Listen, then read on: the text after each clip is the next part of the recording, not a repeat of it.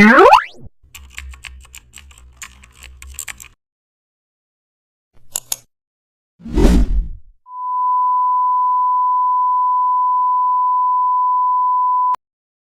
back to the channel. Don't forget to like, share and subscribe for more updates.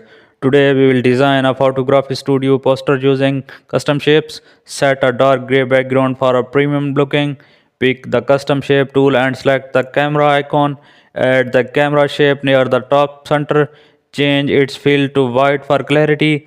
Insert a circle shape behind the camera to create a glowing effect. Reduce its opacity for softness. Choose the starburst shape. Add it behind lens area. Lower the brightness to keep it subtle. Add a white rounded rectangle at the bottom for details. Fill it with charcoal black.